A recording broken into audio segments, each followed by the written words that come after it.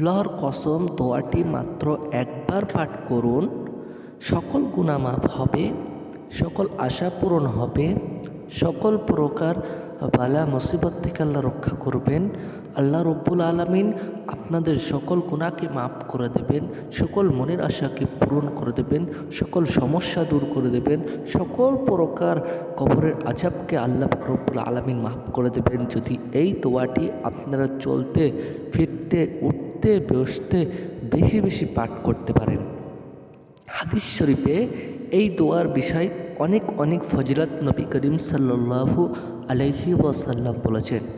তাই আমি সকল মুসলমান ভাই ও বোনেদের কাছে আন্তরিক রিকোয়েস্ট করে বলবো, এই ভিডিওটি শেষ পর্যন্ত দেখবেন।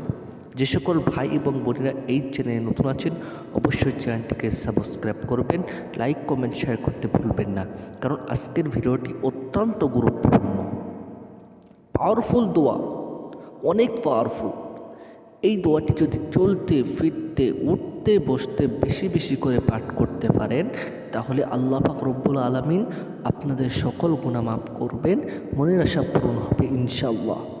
তাহলে আমি সকলকে রিকোয়েস্ট করে বলবো, এই ভিডিওটিকে একটি লাইক দেবেন এবং চ্যানেলটাকে অবশ্যই সাবস্ক্রাইব করবেন, কারণ আমি আপনাদের আজকে এমন একটি দোয়ার কথা বলবো, সেই দোয়াটি হাদিস শরীফে নবী করিম সাল্লাল্লাহু আলাইহি ওয়াসাল্লাম বলেছেন হাদিস শরীফে এই দোয়ার কথা, এবং আমাদের সকলের উত্তম একটি দোয়া। আমাদের জন্য সকলেরও পড়ার এটা কর্তব্য, সকলকেই পড়তে হবে। এই দোয়াটি বেশি বেশি পাঠ করলে আল্লাহ রব্বুল আলামিন সকল গুনাহ মাফ করবেন, মনের আশা পূর্ণ করবেন, সকল সমস্যা দূর হবে, চিন্তা পেরেশানি সকল সমস্যা থেকে আল্লাহ রব্বুল আলামিন আপনাদেরকে মুক্তি দেবেন ইনশাআল্লাহ।